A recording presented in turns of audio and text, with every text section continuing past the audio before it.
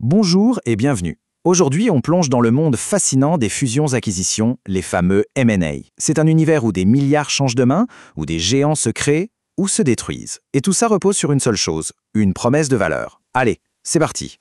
Alors, la question qu'on doit se poser, elle est toute simple, mais elle est cruciale. Derrière chaque annonce de rachat, chaque gros titre dans la presse financière, il y a cette interrogation. Mais pourquoi au juste? Qu'est-ce qui pousse une boîte à en absorber une autre, au fond? Eh bien, la réponse, elle est presque brutale dans sa simplicité. C'est pour aller plus vite. Que ce soit pour grandir, se transformer ou mettre la main sur une technologie, une acquisition, c'est un accélérateur. C'est un raccourci, oui, mais attention, souvent le plus périlleux aussi. Et pour vraiment piger la logique d'un deal, il y a une grille de lecture toute simple. En fait, il faut se demander, est-ce que c'est une attaque ou est-ce que c'est une défense? Parce que oui, au final, chaque opération de M&A, ça se résume à l'une de ces deux stratégies. C'est vraiment le point de départ de toute l'analyse. Voilà, on a les deux camps. D'un côté, l'offensif, celui qui veut gagner du terrain, qui part à la conquête, qui voit une opportunité à saisir. Et de l'autre, le défensif, qui lui cherche avant tout à protéger ses arrières, à consolider sa forteresse face à une menace ou simplement parce que le marché change. Quand on est en mode offensif, l'idée c'est de conquérir, clairement. Ça peut être pourquoi? Pour grossir et imposer ses prix, donc le fameux pouvoir de marché. Ça peut être pour mettre la main sur une techno, des brevets ou même des talents qu'on apprend en interne, ou alors tout bêtement pour s'implanter dans un nouveau pays sans partir de zéro. Bref, c'est une pure logique de croissance, d'expansion. Et à l'inverse, en défense, c'est une logique de réaction. Par exemple, le secteur est en perte de vitesse, tout le monde se rachète pour survivre, c'est la consolidation. Ou alors, on n'est pas assez gros pour être rentable, il faut atteindre cette fameuse taille critique. Et puis le cas classique, on est en train de se faire distancer technologiquement, alors vite on rachète la petite start-up qui va bien pour pas être complètement largué. Là, on est vraiment dans la survie, la protection. Bon, que ce soit pour attaquer ou pour défendre, il faut bien justifier les milliards qu'on met sur la table. Et là, il y a un mot magique qui revient absolument tout le temps, les synergies. C'est la grande promesse du M&A, cette idée un peu folle que 1 plus 1 ne fera pas 2, mais 3. Voilà, on y est. Le concept clé, c'est ça. 1 plus 1 égale 3. Une synergie, c'est un gain de valeur qui n'aurait jamais existé si les deux boîtes étaient restées chacune de leur côté. C'est vraiment la valeur créée par le rapprochement lui-même. C'est simple, si à la fin on n'a pas ce plus, l'opération est un échec. Point. Oui, mais voilà, attention, c'est facile de promettre des synergies. Pour savoir si c'est du solide ou du pipeau, une vraie synergie, ça doit cocher 3 cases. C'est une sorte de checklist. Primo, elle doit être identifiable. D'où vient l'argent, concrètement? Secondo, mesurable. On parle de combien au juste? Et tertio, daté. On va voir cet argent quand dans les comptes. Si on n'a pas de réponse à ça, méfiance, c'est probablement du vent. Et quand on décortique un peu d'où vient cette fameuse valeur, la répartition est super intéressante. En gros, dans la plupart des deals, la moitié des gains espérés vient de la réduction des coûts. C'est le plus gros morceau. Ensuite, on trouve les synergies de revenus et enfin, un plus petit bout qui vient de l'optimisation financière ou fiscale. Et cette hiérarchie, elle n'est pas anodine du tout, on va voir pourquoi.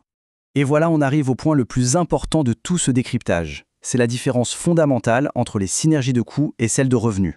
Les synergies de coûts, on dit qu'elles sont hard, dures. Pourquoi? Parce qu'elles sont concrètes, on peut les mesurer, et surtout l'entreprise a le contrôle dessus. A l'inverse, les synergies de revenus, elles sont soft, molles. Elles sont beaucoup plus incertaines. Pourquoi? Parce qu'elles dépendent des clients. Et c'est exactement pour ça que les investisseurs, les analystes, tout le monde se méfie comme de la peste des deals qui reposent quasi uniquement sur cette promesse de revenus. Alors concrètement, on va les chercher où, ces économies de coûts? Eh bien, il y a 3 grands postes. D'abord, les achats. On regroupe les commandes pour avoir de meilleurs prix. C'est logique. Ensuite, la mutualisation. Au lieu d'avoir 2 sièges, 2 services informatiques, 2 data centers, on n'en garde qu'un. Et enfin, la rationalisation. C'est un joli mot pour dire qu'on supprime les doublons, que ce soit des postes ou des fonctions. Et côté revenus, c'est quoi le rêve? Souvent, c'est le fameux cross-sell. On va vendre les produits de l'entreprise A aux clients de la B. Et vice-versa. On espère aussi pouvoir augmenter les prix parce qu'on est plus gros ou alors attaquer de nouveaux marchés plus facilement. Mais il y a un mais énorme. Contrairement aux coûts qu'on gère en interne, là tout dépend de la réaction des clients. Et ça, c'est beaucoup plus difficile à garantir. Bon, maintenant qu'on a vu la théorie, passons à la partie la plus croustillante. Comment on fait la différence entre une vraie synergie et un mirage? Comment on apprend à repérer les promesses qui ne se réaliseront jamais? Imaginez la conférence de presse. Le grand patron annonce le rachat du siècle et il lâche cette phrase. Nos synergies de revenus seront massives. Ça sonne bien, non? Ça fait rêver tout le monde, les marchés s'enflamment, mais qu'est-ce qui se cache vraiment derrière cette promesse? Eh bien, le mirage, c'est que ces fameuses synergies sont presque toujours surpromises. On oublie de dire qu'il va falloir dépenser de l'argent pour les obtenir, former les équipes, faire du marketing. Ce sont les coûts d'activation. Et surtout, on passe sous silence le pire ennemi, la cannibalisation.